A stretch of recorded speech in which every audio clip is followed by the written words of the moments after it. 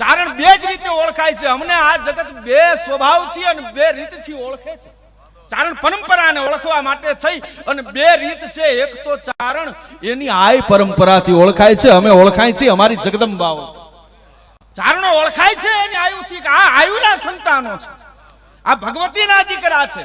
એક તો ચારણ ઓળખાય છે પોતાની આયની પરંપરાથી ઓળખાય છે અને બીજો ચારણ ઓળખાય છે તો પોતાના મૂર્ધન્ય કવિઓથી ઓળખાય છે. કવિઓની ઉજળી પરંપરા છે.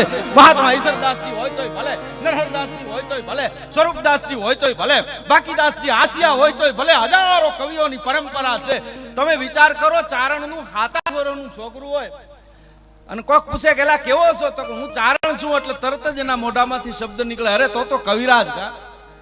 હવે 7-8 વર્ષના છોકરાને કવિતા ન આવડતી હોય, પણ આખી જ્ઞાતિને કવિરાજ કેવા પડે એટલા કવિઓ આપણા સમાજે જગતને આપ્યા છે કે એનું નાનું છોકરું નીકળે ને તોય કવિ કેવો પડે. એવી આવજળી પરંપરા. એમાં આયમાં મોગલનું સ્થાનક છે ઓખો. રાજભાઈ લખ્યું, આ જો ચારણને કેવી મજા આવે છે. એને જે ધરતીના ગુણગાન ગાવા હોય નોખી રીતે ગાય. રાજભાઈ લખ્યું ને, ઓખો તો દુનિયાથી નોખો કહેવાય. નોખો છે ને પાછો અનોખો છે, થોડોક અલગ પડે છે પાછો. એવા ઓખાની આ ધરા છે. માછા વાવો તો મરદ ઉગે એવી આ ભૂમિકા છે. દાદ બાપુએ તો એમ લખ્યું છે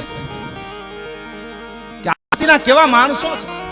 અને આપણી મુલાકાત આ ઓખાના માણસો, આ પંથકના માણસો ની એક વાત કીર્તિભાઈ જોવા જેવી. જો આ ધરતીમાં કોઈ ખુમારી વગરનો માણસ જોવા ન મળે. ભલામાં આ ધરતીનો માણસ છે ખુમારી વાળો. એટલે હાવત જેવો ડાયરો છે, હાકેમ જેવો ડાયરો છે.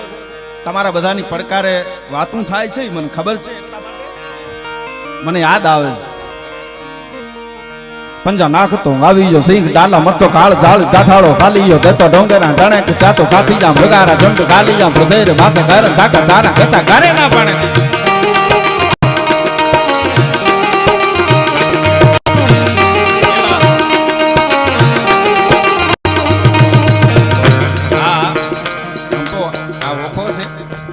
પણ ગીરના હાવજનું વર્ણન છે બળદેવ બાપુ નરેલાએ કરે. ભાવનગરના રાજકવિ એને હાવજનું સપાકરું લખ્યું છે. સિંહનું સપાકરું ગમે બહુ. આપણા પંથકને ખુમારી વાળી વાતો, ખુમારી વાળા ગીતો ગમે, પણ ખુમારી વાળા હો, વાયડાઈના નહીં. કારણ કે વાયડાઈમાં ખુમારીમાં ફેર. હા, મારી નાખો ને કાપી નાખો ને એ બધું વાયડાઈમાં આવે, પણ એની વીરતાના જે વર્ણનો છે ને એ તો અદભુત વર્ણનો છે. એટલે સિંહ ને બિરદાવો છો કવિએ. તમે પડકારો રાખજો, મજા આવે છે ને, નહીતર આપણે ટૂંકું કરી નાખશું, કઈ વાંધો નથી મને. હો ભલે, નહીતર આમાં કઈ એવું છે ને, આપણે ગુણગાન ગાઈ લીધા. આવતનું સપાકરું ગાવ છું બાપા. પંજા નાખતો આવી ગયો સિંહ ડાલા મતો કાળ જાળ ગાઠાળો ખાલી ગયો દેતો ડોંગરા ઢણે જાતો કાથી જામ મુગારા જંડ ખાલી જામ પૃથ્વી માથા કારણ ઢાકા તારા કેતા ઘરના ભણે તો ગલ્લો ભૂખરી લટાળો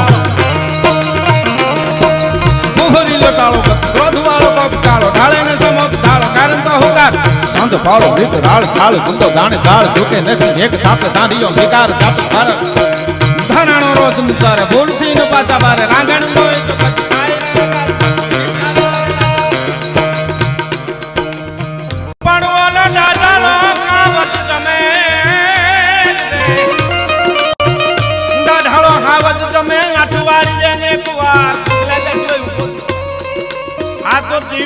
દગદગવાર એ આપણે દાબડી ભોજન દારૂ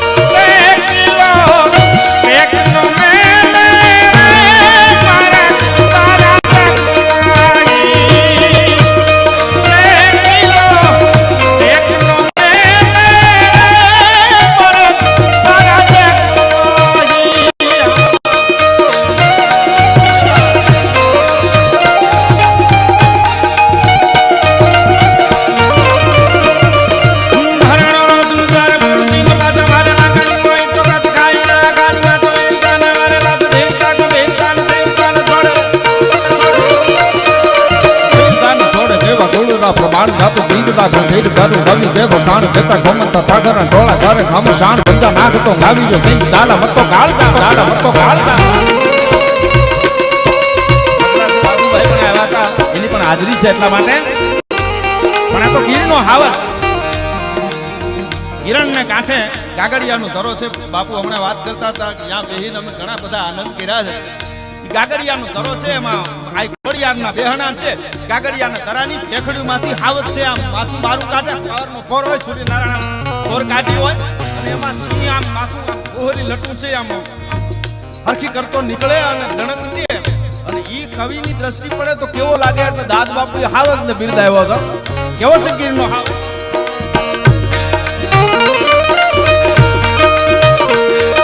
જોગંત જટાળા ઘોડી લટાળા ચાલ છટાળા ચરચાલા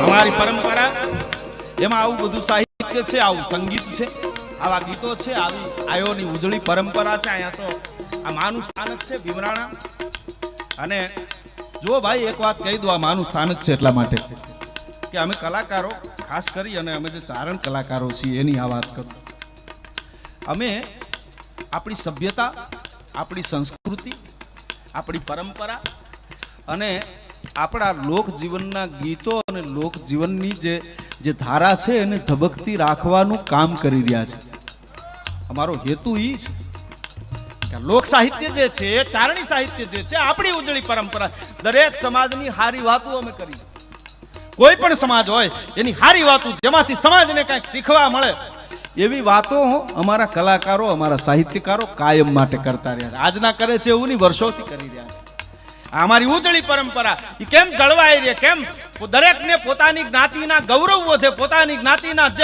જે સારા માણસો છે જે ઉત્તમ માણસો છે જે આમ ઉત્તમ મનુષ્યો છે એનું જગતને જ્ઞાન થાય એવું ગોતી ગોતી વીણી વીણી અને વાતું જગત સામે કરે છે આ પરંપરા ચારણોની કલાકારોની છે આજકાલ ઘણા લોકો એ પરંપરાને જુદી રીતે જોવા માંડ્યા છે અલગ રીતે જોવે છે હા એવું નથી અમે તો ઉજળી વાતો કરીએ છીએ ઉજળી વાતો કરનારા છીએ અને એટલો જ અમારો કાર્યક્રમ છે અમારો આટલો જ કાર્યક્રમ છે કે અમે આ હારી હારી વાતો છે સમાજ સુધી મૂકી અને એટલો જ અમારો રોલ છે સમાજમાં થતા વિવાદો હારે કલાકારોને કોઈ લેવા દેવા નથી સમાજમાં બનતા વિવાદો છે વિવાદિત ઘટનાઓ છે કંઈ પણ બનતું હોય ત્યારે કલાકારો પાસેથી ઘણા અમુક નથી સમજતા એની વાત કરું છું થોડીક અપેક્ષા રાખે કે આમ બોલે કલાકારોનું કામ સાહિત્યની સેવા કરવાનું છે એનાથી વિશેષ એનું કામ નથી અને એનાથી વિશેષ એની પાસેથી અપેક્ષા ન રખાય ભલા હા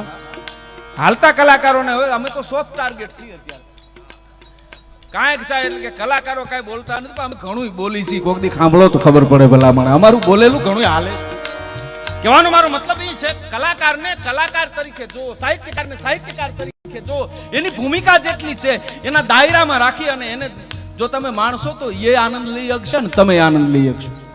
કારણ કે આપણો એક દાયરો છે, આપણી એક ભૂમિકા છે. કલાકારોને હવે તો બહુ આવ્યું માફી મગવવાના, વાત વાતમાં કે આ બોલ્યા લાગણી દુભાણી. ભાઈ નથી દુભાણી, અમને ખબર છે. શાંતિથી કલાકારોને માણો, એને પ્રોત્સાહિત કરો. એ તમારા બધાની વચ્ચેથી આવતું રતન હોય છે, એને થોડાક જાળવો ભલા માણસ.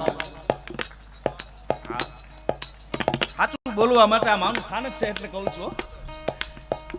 બહુ અપેક્ષા કલાકારો પાસેથી ન રખાય કે આ અમારા માટે બોલ્યા જ કરે, અમારું સારું બોલ્યા, એવું કઈ નથી. જો ચારણ તરીકે કહું છું, હું ચારણ કલાકારોની અમારી ભૂમિકાની વાત કરું છું. અમારું કામ સત્ય કહેવાનું છે, વખાણ કરવાનું નહીં. સત્ય બોલવું અને વખાણ કરવા એ બેમાં ફેર. હા, સત્ય બોલવાનું, જે કઈ હોય સત્ય કહીએ. સારું હોય તો સારું કહીએ અને બે વાત કહીએ, પણ નો સારું હોય તો મૂંગા તો રહીએ. અટાણનો સમય કદાચ બોલવાનો ન હોય તો મૂંગા રહીએ, પણ નબળું કોઈથી કોઈનું બોલ્યા નથી. ભલામણ ચારણ કોઈનું નબળું કોઈથી બોલ્યો નથી. એટલે થોડીક પરંપરાનું ધ્યાન રાખજો મારા બાપ.